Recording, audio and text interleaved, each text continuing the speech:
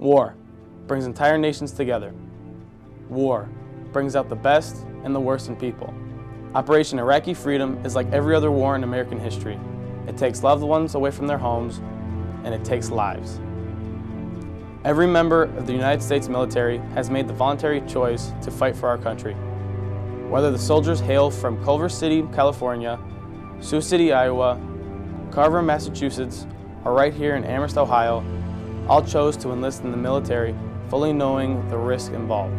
Many such soldiers, whose path eventually led them to Iraq, once walked the halls of Amherst Steele High School. Thomas Harris Jr., a 1995 graduate, worked for 5 years before deciding to serve his country in the Army. 2002 graduate Mike Morello wanted to follow in his brother's footsteps, so he enlisted in the Marines right after high school and spent 6 months in Afghanistan before heading to Iraq. 2004 graduate Cody Stallings remembers the day he decided to join the Air Force. It was September 11th, 2001. 3 men with common backgrounds and a common purpose in life. This is their story.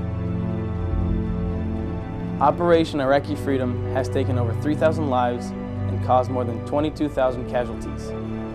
Both numbers continue to climb. And Senior Airman Stallings and Staff Sergeant Harris know the dangers firsthand. Halfway through my tour in Iraq, I worked in the hospital. I was a medical escort. I guarded coalition forces and wounded Iraqi prisoners brought in, medevaced in by the Marines and the Army. So I got to see some pretty graphic stuff, and it was, I mean, that's part of war. I knew what I was getting myself into, but I just kept a clear head and I did my job. It could be scary. I mean, over there everything is trash, and just the sides of the roads are just littered, and you don't know what's trash and what they're using to camouflage for a bomb. So, you know, you're just driving along and then all of a sudden, boom. And, but I mean, the armor that was on the trucks and the ballistic windows saved our lives. You know, we didn't lose anyone. We didn't get anyone seriously injured in our company. Despite danger, the possibility of death, and the growing dispute over the necessity of the war itself, the U.S. does have a plan to keep terrorism away from home and stabilize the new Iraqi government. And both Senior Airman Stallings and Staff Sergeant Harris have seen the results of the U.S. military's efforts firsthand.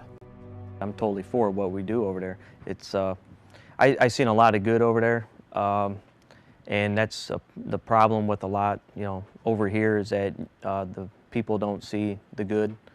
You know, I've seen schools built, medical clinics built, infrastructure being up, as in power lines, water lines, sanitation, roads being constructed. Just, I mean, there's so much good over there that, I mean, the people over here don't realize it. We're over there and we're doing the right thing. It's going to take a while. People don't understand that, but it's going to take a while. Iraq is a mess. I'm not going to lie to you. It's a mess over there, but we're so much farther than we've ever been. It'd be like running a race 75% of the way and then stopping. There's no point. We're so close.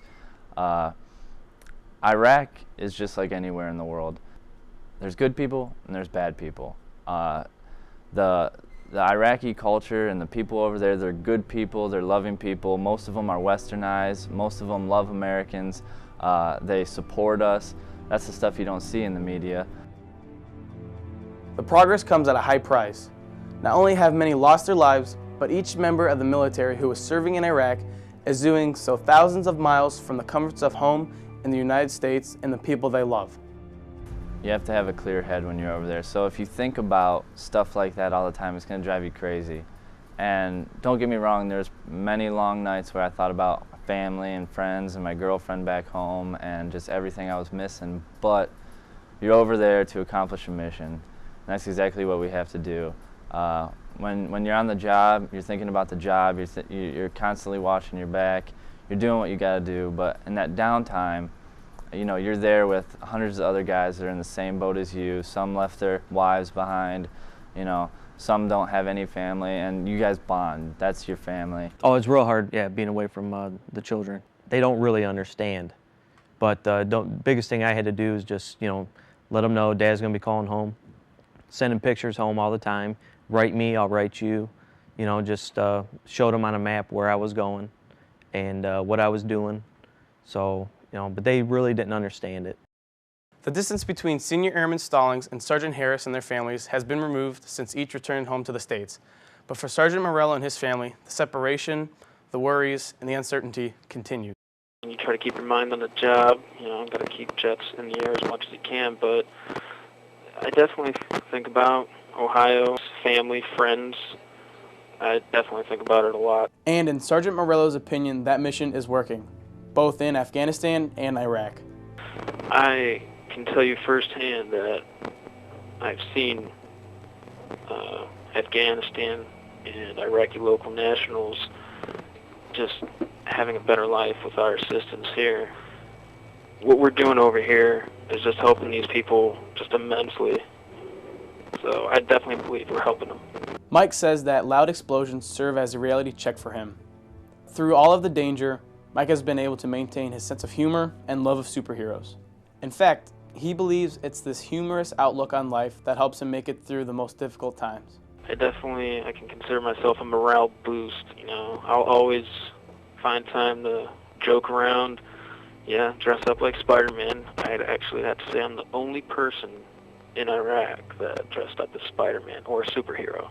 Well, along with my friend, but yeah, it's good to keep a sense of humor. Which is what his mother is trying to do as well.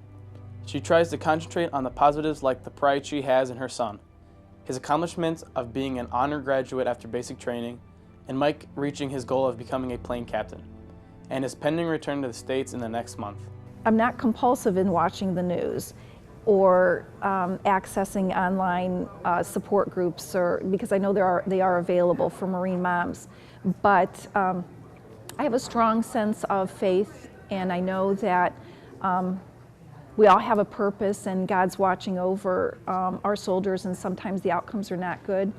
But I pray and hope that the angels' wings are extending over all of them, actually, and that's the best that I can do. Mike's mother keeps a reminder of her son's bravery close to her heart in the form of a red, white, and blue pin, and she plans on wearing it long after his return. The blue star signifies that you have a child in the military, and if the star is gold, that means that they died in the military, so I'm hoping never to wear a gold star. I mean, I want to keep it blue. While all citizens of the United States rely on the military for their protection, soldiers like Sergeant Morello rely on everybody back home to do one thing for them. I'm going to be completely honest. Getting a piece of mail, whether it be from your mom, dad, friend, girlfriend, brother, sister, opening or getting into your email and seeing that you have an inbox of like 3, 4, you want to. That link's so quick and you just want your eyes light up. And if you actually sit back and watch everyone check their email, whether it be MySpace or their emails or anything, just the support coming from back home is what gets all of us out here to the next day. For now, Senior Airman Stallings and Sergeant Harris are home, complete with a new perspective of life and the privilege of living in the United States. I have a totally different outlook being back here. There's so much stuff you take for granted, and I know that people tell you that, don't take it for granted, don't take it for granted, but once you're out of civilization and you have nothing, you really realize when you come home how much, just to see green when I got off the plane was just amazing to me, because I haven't seen green in forever. You definitely cherish what you have here as an American. Just getting up and brushing your teeth. I brush my teeth every day for a year out of a water bottle. Just the little things that add up. And if you would like to honor these 3 Steele graduates and the thousands who have served, the next time you look at the American flag, remember these words. I get goosebumps.